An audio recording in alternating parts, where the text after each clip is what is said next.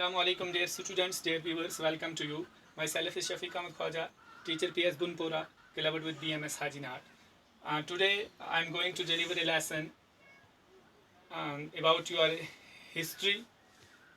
It's chapter number 2, from trade to territory, the company established power. In this chapter you will learn how different companies came India, how different European trading companies came India, and which company established his or her power. Our topic is European trading companies came to India why. हमारा जो topic है बच्चों वह है European trading companies Hindustan आई, वो क्यों हिंदुस्तान आई, उनका मकसद क्या था.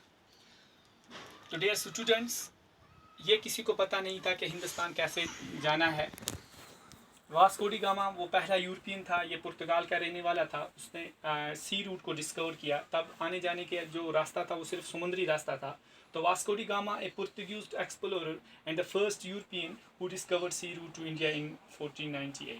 वास्को डी गामा वो पहला यूरोपियन था, वो पहला पुर्तगाल का रहने वाला वो पहला यूरोपियन था जिसने हिंदुस्तान के लिए समुद्री रास्ता खोजा और समुद्री रास्ते के ज़रिए ये हिंदुस्तान आया. हिंदुस्तान आने के बाद इसने अपनी कंपनी यहाँ पे लगाई, हिंदुस्तान के साथ ट्रेड करनी शुरू की. उसके बाद after that many other European companies European came to India and establish their company. उसके बाद बहुत सारे और भी यूरोपियन उन्होंने हिंदुस्तान का रुख किया, हिंदुस्तान आए और उन्होंने अपनी कंपनी को यहाँ पर इस्टेब्लिश किया. अब वो क्यों आए हिंदुस्तान, उन्होंने क्यों कंपनीज को इस्टेब्लिश किया, उसके पीछे एक बहुत बड़ा रीज़न था, एक बहुत बड़ी वजह थी. वो वजह ये थी बच्चों, during that time there was a great demand of Indian goods like silk, cotton and Indian spices like pepper, cinnamon, cloves and cinnamon. उस दौर के अंदर उस दौर के अंदर हिंदुस्तान का जो सिल्क था, हिंदुस्तान का जो कॉटन था, ये through out world, through out Europe बहुत फेमस था. हिंदुस्तान के स्पाइसेस जो थे, जिनको हम मसाले कहते हैं, वो पूरे यूरोप के अंदर उनकी बहुत डिमांड थी.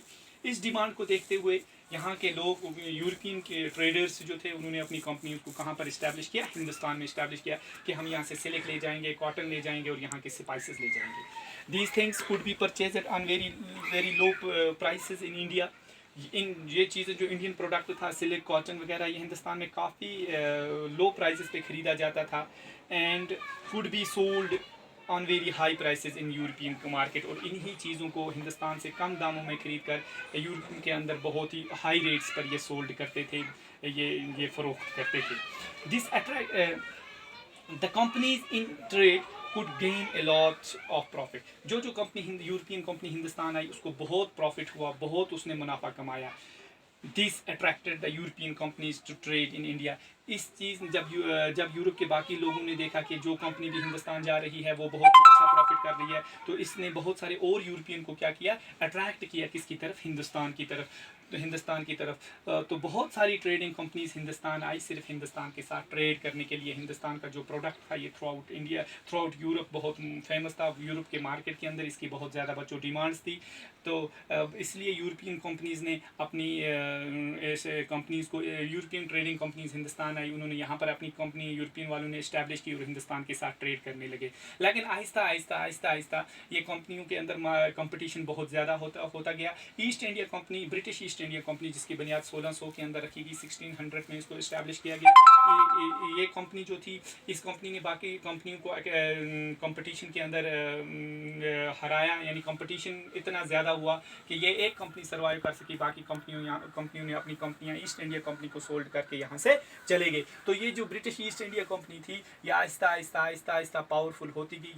इसने यहाँ के इंटरनल जो मैटर थे, यहाँ के नवाब्स के, जैसे नवाब ऑफ बंगाल वगैरह हैं, तो उनमें इंटरफेयर करना शुरू किया. आहिस्ता इन्होंने अपने कदम जमाने के बाद इन्होंने क्या किया कि जब यहाँ के राजा महाराजाओं ने इनके खिलाफ विरोध करना शुरू किया, तो इन्होंने उनके खिलाफ क्या की, लड़ाई की. जैसे बैटल ऑफ प्लासी हुई, बैटल ऑफ बक्सर हुई. फिर जब battle of Plassey, battle of Buxar के बाद दोनों लड़ाइयाँ इन्होंने जीती. जीतने के बाद क्या हुआ बच्चों, जीतने के बाद ये हुआ कि इन्होंने लड़ाइयों को तरक करके दूसरी आइडियोलॉजी को, दूसरी टेक्निक को अडॉप्ट किया. जैसे डॉक्ट्रिन ऑफ लेब्स है, आगे जाके आप पढ़ोगे. सब्सिडारी अलायंस है, आगे जाके आप पढ़ोगे ये क्या है.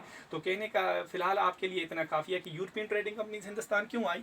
यूरोपियन ट्रेडिंग कंपनीज हिंदुस्तान सिर्फ तिजारत करने के लिए आई, उनका कोई दूसरा मकसद नहीं था. लेकिन यहाँ की पॉलिटिकल जो कंडीशन थी वो बहुत वीक थी, उसका उन्होंने बहुत ज़्यादा ज़बरदस्त एडवांटेज उठाया, फ़ायदा उठाया, और वो east India company, British east India company ने इस वीक पॉलिटिकल सिचुएशन का बहुत ज़्यादा फ़ायदा उठाकर यहाँ के वो मास्टर बन बैठे, यहाँ टेरिटरीज़ को एनेक्स किया, टेरिटरीज़ को अपने कब्ज़े में किया आहिस्ता आहिस्ता, और फिर आहिस्ता आहिस्ता उन्होंने पूरे हिंदुस्तान को अपने कब्ज़े में किया।